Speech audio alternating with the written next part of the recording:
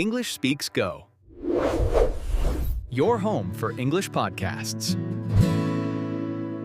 Hello, hello, hello. Welcome to English Speaks Go. I'm Alex, and I am so excited today that I can barely sit still. Why am I excited? Because we are talking about something we all do, but no one wants to admit. Overthinking. And to talk about this mental roller coaster, I have the wonderful, the calm, and the always smiling Sarah. Sarah, welcome. Thank you, Alex. It's so funny you say that because as I was walking to the studio, I was actually overthinking my shoes. I was thinking, are these too loud? Will the microphone hear my steps? And then I realized, Sarah, stop it. Just breathe. So yes, I am a professional overthinker too. Even Sarah. Listeners, did you hear that? Even the Queen of Peace worries about her shoes. But Sarah, seriously, for someone learning English, overthinking is like a giant wall. They want to say hello, but their brain starts a 10-minute debate about grammar. It's exhausting, isn't it? Oh, it's beyond exhausting. It's like trying to run a marathon with 50 kilograms of rocks in your backpack. The rocks are thoughts like, my accent is bad, I forgot the past tense, what if they judge me? In English, we call this mental clutter. It's like a house where you never throw away the trash. You can't even find the sofa because there's too much overthinking in the way. Mental clutter. I love that. My mind is definitely a messy house then. But Sarah, tell us about the analysis paralysis we mentioned. How does that stop someone from actually speaking? Give us a funny example. Okay, imagine you want to order coffee. The overthinker stands in line. They think, should I say, I would like a latte? Or can I have a latte? Wait, is it may I have a latte? Oh no, the cashier is looking at me. My life is over. By the time they reach the front, they just point at a muffin and cry. That is analysis paralysis. You analyze so much that you become paralyzed and can't do anything. That is so true. I have pointed at many muffins in my life because I forgot the English word for coffee. But Sarah, let's look at the science for a second. Why does our brain do this? Is it trying to protect us? Yes, exactly. Your brain is a safety machine. It thinks a grammar mistake is a tiger that wants to eat you. It tries to protect your ego. But we have to tell our brain, hey, it's just a preposition. No one is going to die. We need to lower the emotional stakes. Making a mistake is not a disaster. It's a decoration on your learning journey. A decoration. I like that. My English is very decorated then. Listeners, take a deep breath with us. In and out. Feel the chaos in your head just slowing down. Sarah, give us one peace mantra for the overthinker before we move to part 2. My favorite one is, I am not my thoughts, I am the one watching them. When you realize that you are just the audience in the cinema of your mind, the movie isn't so scary anymore, even if it's a horror movie about irregular verbs. And we are back. If you are just joining us, you missed Sarah laughing at her own shoes, but don't worry, there is more laughter coming. Sarah, in the first part, we talked about the chaos inside. Now, let's talk about real life. I want to tell you a story about a friend of mine. Let's call him Tom. Oh, I love stories about Tom. Is this a story about Tom, or is it actually a story about you, Alex? Tell us, what did Tom do? Okay, it might be me. So I was at a very fancy restaurant in London. I wanted to impress the waiter. I wanted to say, "Can I have the bill, please?" But I overthought it. My brain started searching for synonyms, and instead I looked him in the eye and said, "Can I have your life, please?" The waiter looked terrified. Oh my God, Alex, can I have your life?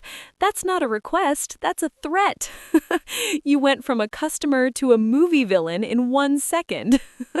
My stomach hurts from laughing. Exactly. I was so embarrassed. I spent the next 2 hours overthinking it. I thought, he's calling the police. I'm going to be famous for the wrong reasons. I should move to a different country. But Sarah, tell the listeners, did the waiter actually care? Of course not. Alex, the waiter probably went back to the kitchen and said, "Hey, I just met a very strange, very dramatic guy. It made my day funny." You see, overthinkers think everyone is judging them, but in reality, everyone is too busy overthinking their own lives. The waiter was probably worried about the soup he dropped 5 minutes before you arrived. That is so true. We are all the main characters in our own movies, so we think everyone is watching us. But Sarah, how do we reach that inner peace in a moment like that, when the words come out wrong and we feel like a fool? You have to use the 5-year rule. Ask yourself, will this matter in 5 years? If the answer is no, then don't spend more than 5 minutes worrying about it. And the best thing to do is laugh at yourself. When you laugh, the overthinking monster loses its power. If you had just said to the waiter, "Oops, I meant the bill, not your life," and laughed, the tension would disappear instantly. The 5-year rule. I love that. I'm going to use that for everything. Listeners, think about your biggest English mistake. Is it funny yet? If not, give it time. One day it will be a great story. Sarah, what is another scenario where overthinking ruins the fun? Oh, definitely the group chat. You send a message in English, then you see those 3 dots. Someone is typing, and then they stop. Then they start typing again, and then they stop again.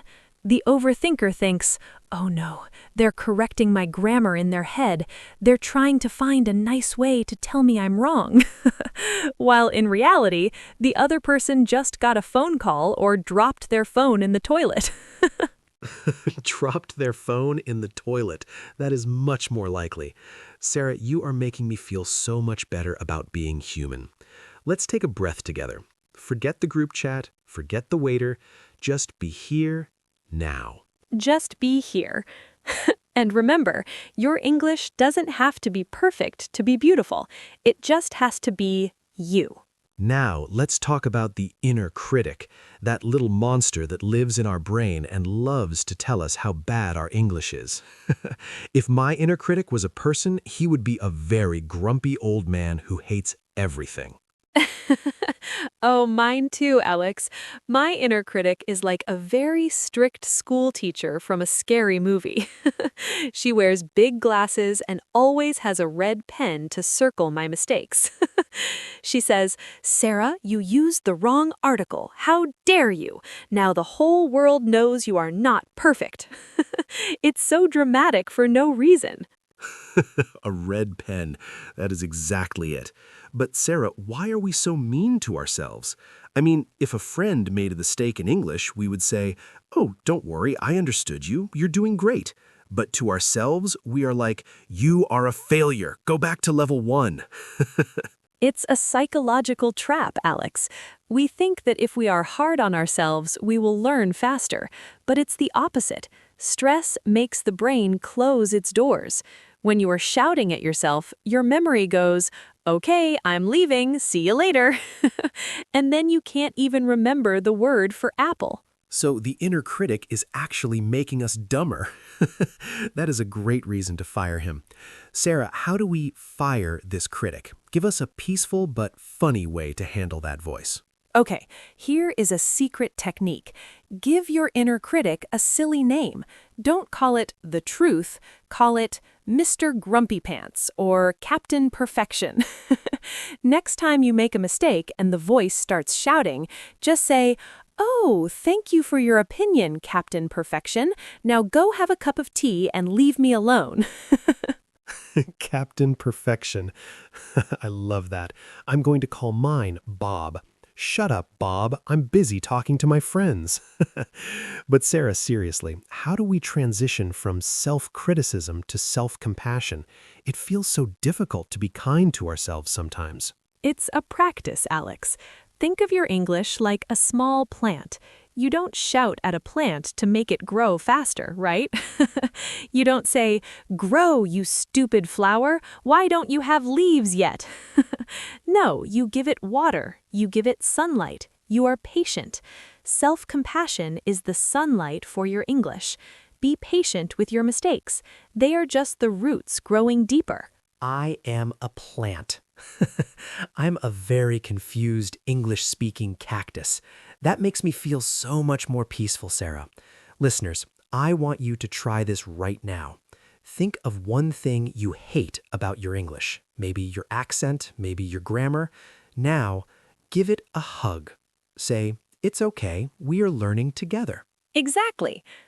And remember, even native speakers make mistakes. We say and we forget words too. We are all just plants in the same garden, Alex. Plants in the same garden. This is getting very poetic, Sarah. We are going to take a small breath, and when we come back, we will talk about the daily peace routine. Don't go anywhere, especially you, Bob.